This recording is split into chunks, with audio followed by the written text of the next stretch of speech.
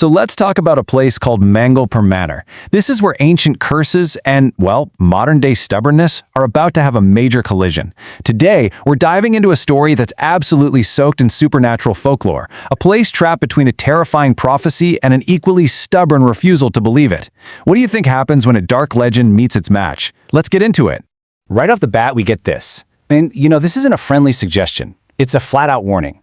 It's this piece of local lore that just hangs over everything. This one sentence, no one gets married in Mangalpur. It really sets up the whole mystery, the whole conflict we're about to unpack.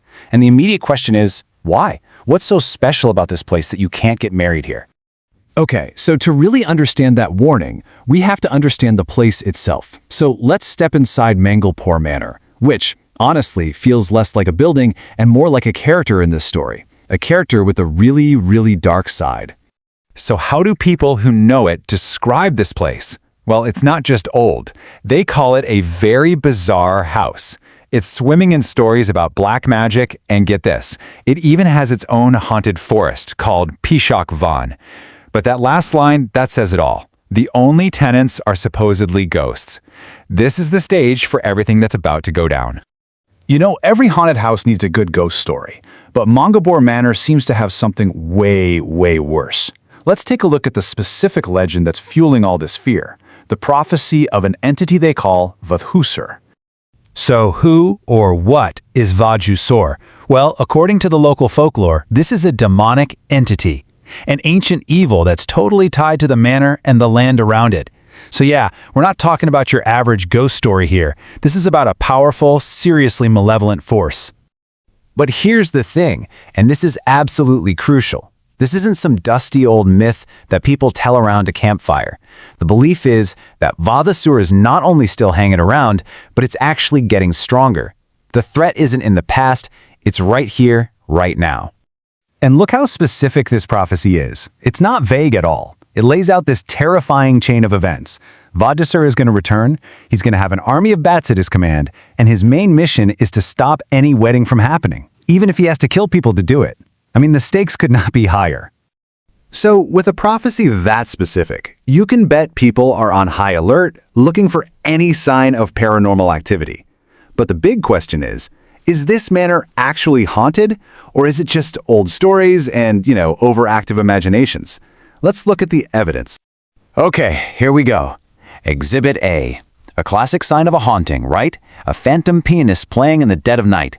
It's spooky, it's unexplained, it seems like perfect proof that something supernatural is going on.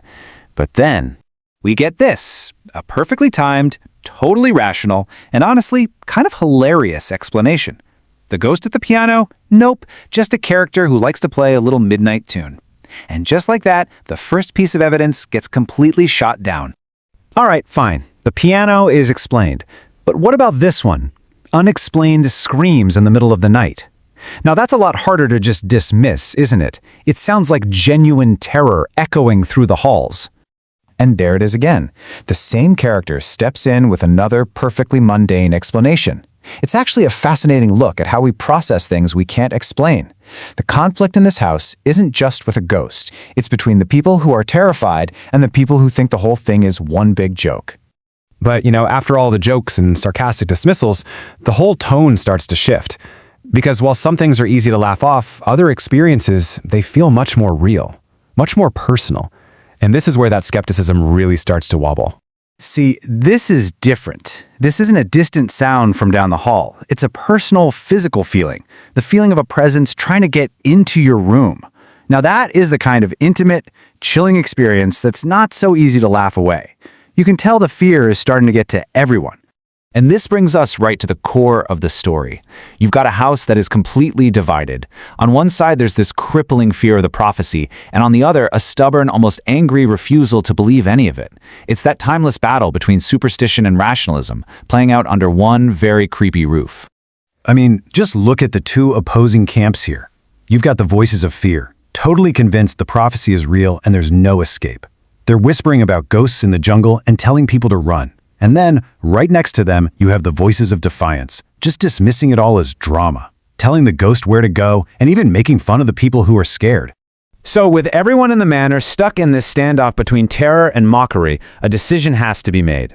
Are they going to give in to the fear, to the legend, or are they going to challenge it head on? And there it is, the final defiant move. Despite all the warnings, the prophecy, the creepy sounds, the genuine fear, the decision is made to do the one thing the prophecy forbids: host a wedding right there in Mangalpur Manor. They are literally calling the legend's bluff. So this just leaves us with one final, incredible question.